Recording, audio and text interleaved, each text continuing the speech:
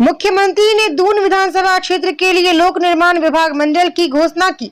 मुख्यमंत्री ठाकुर सुखविंदर सिंह सुक्खू ने जिला सोलन के दून विधानसभा क्षेत्र में लोक निर्माण विभाग का मंडल खोलने की घोषणा की है। उन्होंने बद्दी नागरिक अस्पताल में बिस्तरों की क्षमता 100 करने और एसडीएम कार्यालय के निर्माण के लिए 25 करोड़ रुपए और खेल स्टेडियम के निर्माण हेतु 10 करोड़ रुपए देने की घोषणाएं की। उन्होंने कहा, बद्दी में बढ़ती आबादी के अनुरूप सुविधाएं उपलब्ध होनी चाहिए। यहाँ एक आधुनिक बस स्टैंड बनाया जाएगा, जिसके लिए पर्याप्त धनराशि उपलब्ध करवाई जाएगी। उन्होंने बद्दी, बरोटीवाला और चंडी के स्कूलों में अगले शैक्षणिक सत्र से सीबीएसई पाठ्यक्रम लागू करने की घोषणा भी की। बद्दी में एक विशाल जनसभा को संबोधित करते हुए मुख्यमंत्री ने भ्रष्टाचार पर आंखें मूंद लेने के लिए प्रदेश की पिछली भाजपा सरकार पर तीखा हमला बोला। देखें स्टार न्यूज़ प्लस के लिए हिमाचल प्रदेश के बद्दी से सतीश जैन की ये रिपोर्ट।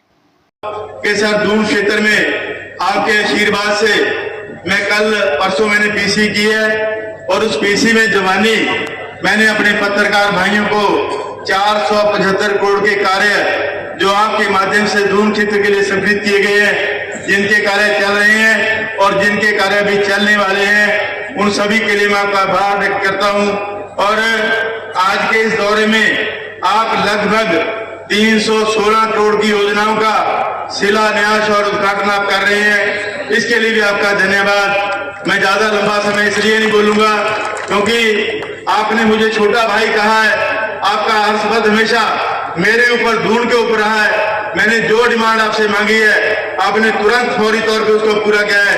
हालांकि प्रदेश में वित्तीय स्थिति खराब थी, उसके बावजूद भी सर आपने हमारे कहने पे हमारे जो जिनके मकान गिरे थे लोगों के 1.5 लाख की बजाय आपने 7 लाख की राशि जो है आपने अनाउंस करी है और उन लोगों को 4 लाख की राशि आपने दी भी है। और आपके सम्मुख आज लगभग 25 वो लोग हैं उपस्थित हुए हैं जिनके घर जो है डिजास्टर में गिरे थे, जिनको आपने 4 लाख के जो है स्वीकृति पत्र आपने यहाँ से देने हैं। और बहुत सारे ऐसे लोग जिनको आवास योजनाएं आपकी सरकार ने दी है, हमारी सरकार ने दी है, वो लोग आपके बीच में हैं, उन लोगों को भी आपने यहाँ से प्रशस्ति पत्र देने हैं। सर आपने बहुत अच्छा प्रशासनिक अमला, बहुत अच्छे अधिकारी जो है वो बद्दी में तैनात किए हैं और मेरे कहने से किए हैं। और सभी अधिकारियों की टीम, चाहे वो पुलिस की टीम है, चाहे हमारे प्रशासनिक अधिकारी हैं, चाहे हमारे अन्य जो फील्ड के अधिकारी हैं, कर्मचारी हैं, बहुत मेहनत करके दून क्षेत्र की सेवा जो है वो निर्धारित कर रहे हैं। सर को बताना चाहूंगा कि सर मैं एक छोटा सा एग्जांपल आपको बताना चाहूंगा कि परसों हमारा कार्यकर्ता नाराज हो गया कि सर मेरे 3 महीने से मीटर नहीं लगा। मैंने रात को 11 बजे हमारे एक्शन बद्दी को फोन किया कि हमारा ये कार्यकर्ता नाराज है। मैं एक्शन साहब की तारीफ कर रहा हूँ कि सर 11:30 बजे रात को हमारे एक्शन ने उसके घर में मीटर लगा के मुझे फोटो भेजा कि सर ये मीटर लग गया। ऐसी टीम आपने दी है, इसके लिए भी मैं आपका धन्यवाद करना चाहूंगा कि जो हमारे कर्मठ यंग अधिकारी आपने यहाँ दिए हैं।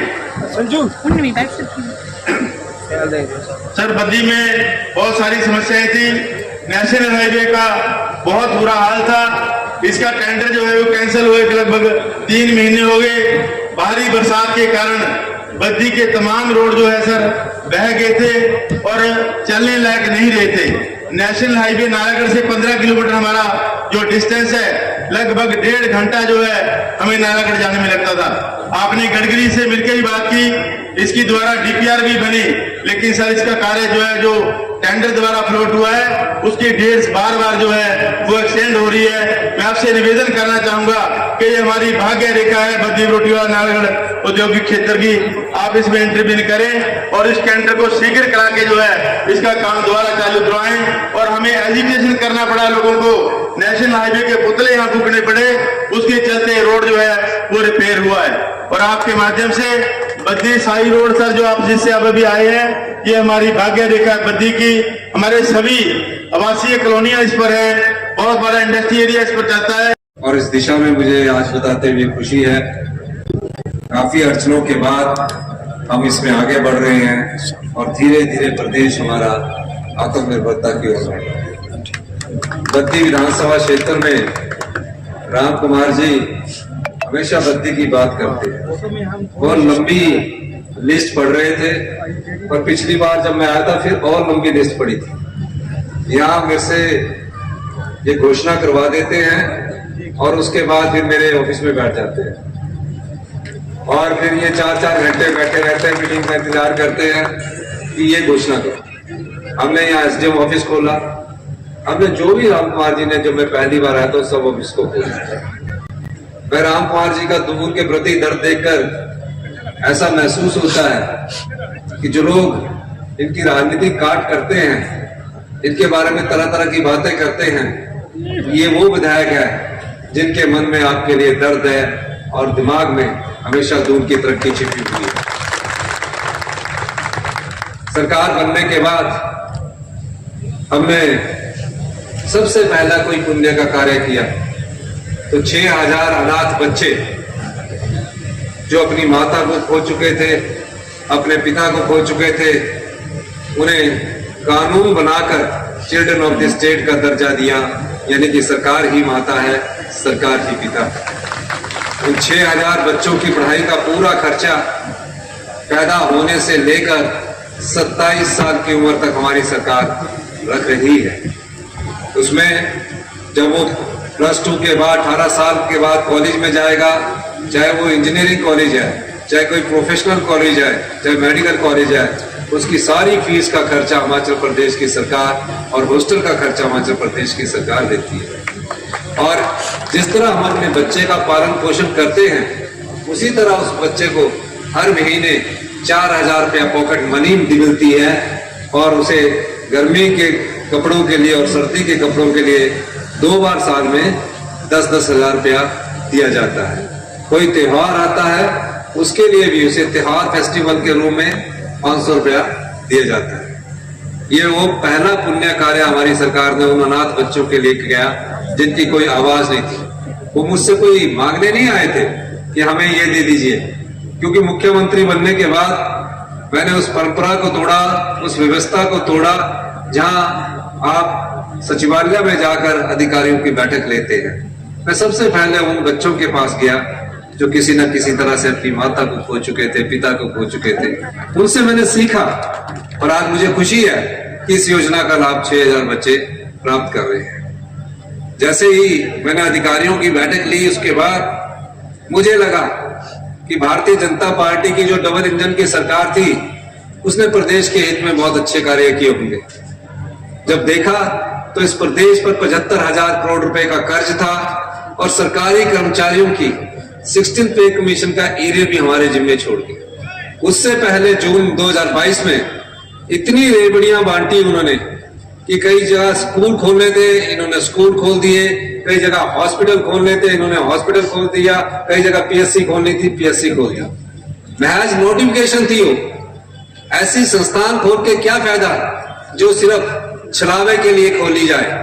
हमने निर्णय किया पहले हम अपने जो नियुक्तियां हैं उनको करेंगे और हमने उन सब स्कूलों को ये निश्चित किया कि हम सब स्कूलों का मर्जर करेंगे। मैं शिक्षा के स्तर के बारे में आपसे बात करना चाहता हूँ। मैं खुद एक सरकारी स्कूल से पढ़ा हूँ।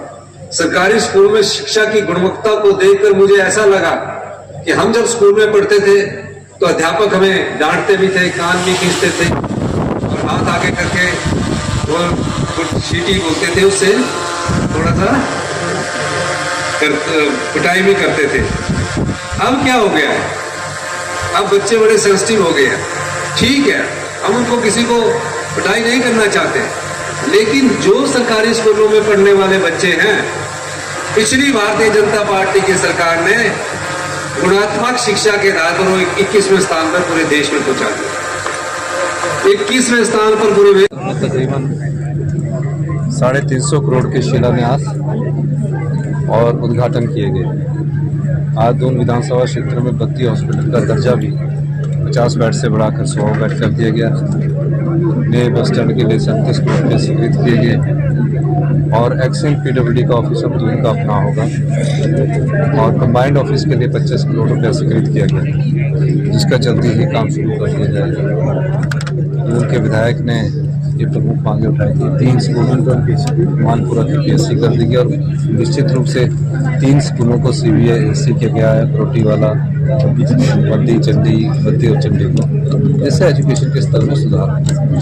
सर आपने अपने टाइम पे इतने अच्छे काम किए, जब से बैठे हैं विपक्ष को हजम नहीं आ रही सर आपका काम, इसके ऊपर विपक्ष वालों के पास तो एक भारतीय जनता पार्टी के ऑफिस में सोशल मीडिया का एक प्लेटफॉर्म है। हर अच्छे काम को वो पूरा दिखाने की कोशिश करते हैं, लेकिन हमारे साथ देवी देवता प्रदेश के हैं, भगवान हमारे साथ हैं और सच्चे मन से हम सेवा कर रहे हैं। हमारी नीति प्रदेश की संपदा को लूटने से बचाना है और उस संपदा का जनता के बीच बराबर आवंटन करना है। ये सर बद्दी को नगर निगम बनाया गया है, लेकिन अभी चुनाव की लोगों को थोड़ी नहीं, वो लेकिन बद्दी नगर निगम के चुनाव में नई नगर पंचायतें बनते हैं, उसमें 2 साल के भीतर चुनाव कराना चाहिए और जैसे